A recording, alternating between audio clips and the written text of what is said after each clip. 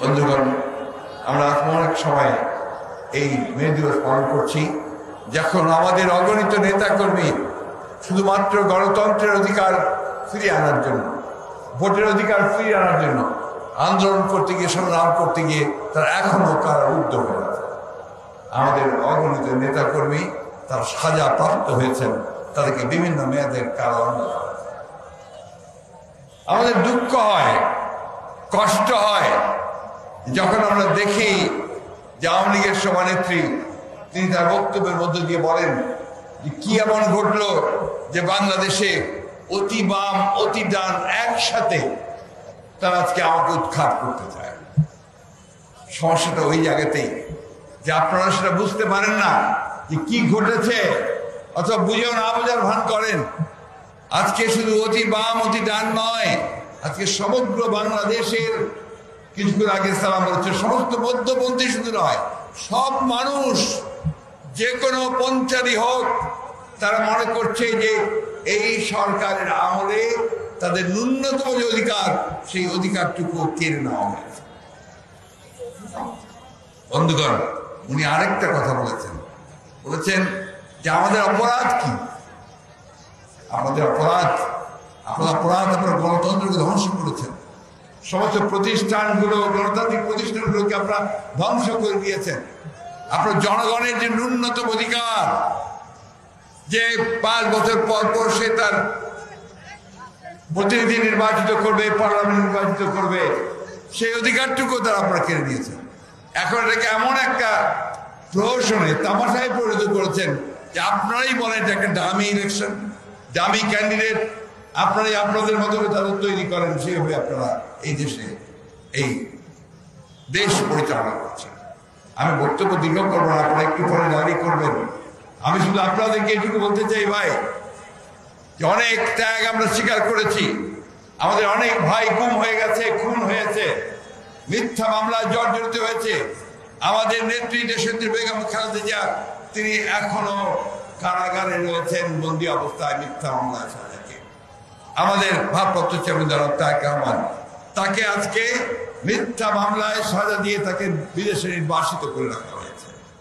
বন্ধুগণ, এই একটা অবস্থায় যখন 60 লক্ষ মানুষের বিরুদ্ধে মামলা, হাজার হাজার মানুষকে কারাগারে পাঠানো হচ্ছে, সাজা দেওয়া হচ্ছে, যখন এই দেশের বিচার ব্যবস্থা, এই দেশের প্রশাসন, এই দেশের গণমাধ্যম সব কিছুকে কুক্ষিগত করে একটা একদলীয় শাসন ব্যবস্থা প্রতিষ্ঠা করবার জোর পায় তারা চলছে। বন্ধুগণ, এদের কৌশলটা একটু ভিন্ন। তারা সে আগেকার মতো পার্লামেন্টে বিল পাশ করে বাকশাল করতে চায় না। তারা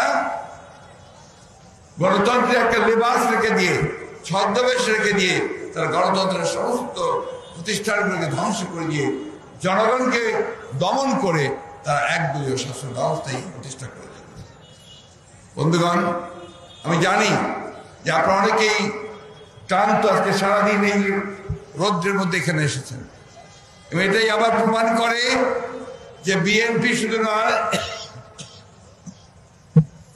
এই দেশের সকল গণতান্ত্রিকামী মানুষ, সকল স্বাধীনতাপূর্ণ মানুষ আজকে এখনো জেগে উঠছে, তারা আবারও জেগে উঠবে।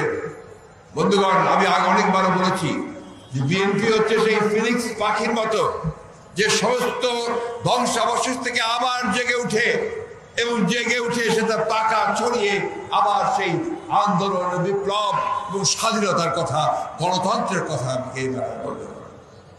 একটা কথা আমাদের সবসময় মনে রাখতে হবে যে আমরা কখনোই অতীতেও পরাজিত হইনি, আমরা পরাজিত হব না।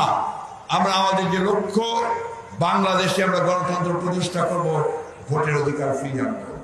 অনেকে বলে যে বিএনপির সংগ্রাম, এটা বিএনপির সংগ্রাম নয়, এটা এই দেশের মানুষের অস্তিত্বের সংগ্রাম।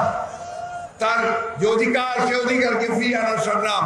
সেই অধিকার ফিরিয়ে আনার জন্য বন্ধুগণ আমরা অনেক ত্যাগ স্বীকার করেছি, আমাদেরকে আরো ত্যাগ স্বীকার করার জন্য প্রস্তুত থাকতে হবে। তাই আজকে এই মে দিবসে আমরা আহ্বান জানাতে চাই বাংলাদেশের সকল মানুষের কাছে, সকল রাজনৈতিক দল, প্রতিষ্ঠান, সমস্ত সংগঠনগুলোর কাছে, আজকে আপনাদের, বিশেষ করে শ্রমিক শ্রেণীর মানুষের সবচেয়ে বেশি নির্যাতিত আপনারা। দ্রব্যমূল্য আপনাদের সকলেরই নিয়ন্ত্রণের বাইরে চলে গেছে। আপনাদের সন্তানেরা ভালো স্কুল পায় না, তারা ভালো খেতে পায় না, তারা একটা মাথার উপরে ছাদ পায় না। বন্ধুগণ, আজকেও সব পত্র পত্রিকায় আছে যে এখনো শ্রমিকেরা তাদের ন্যায্য মজুরি পাচ্ছে না, এখনো এই কাঠফাটার উদ্যোগে তারা কাজ করছে কিন্তু প্রপার তাদের মজুরি পাচ্ছে না।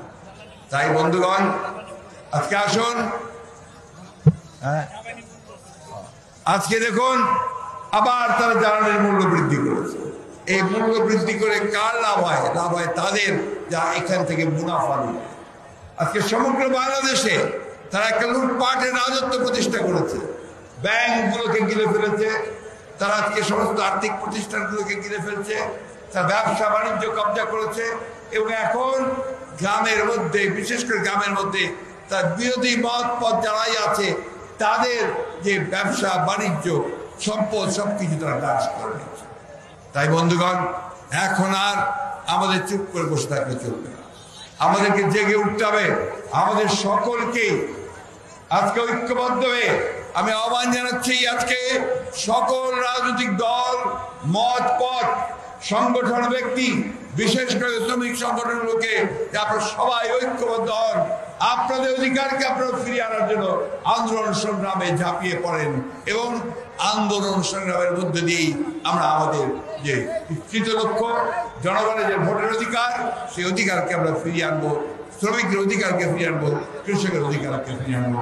এই হোক আজকে এই মে দিবসের আমাদের অঙ্গীকার। এতে আপনাদের সকলকে রেখে, বক্তব্য রেখে, শুভেচ্ছা জানিয়ে বক্তব্য শেষ করছি। আসসালামু আলাইকুম, খুদা হাফেজ, বাংলাদেশ জিন্দাবাদ।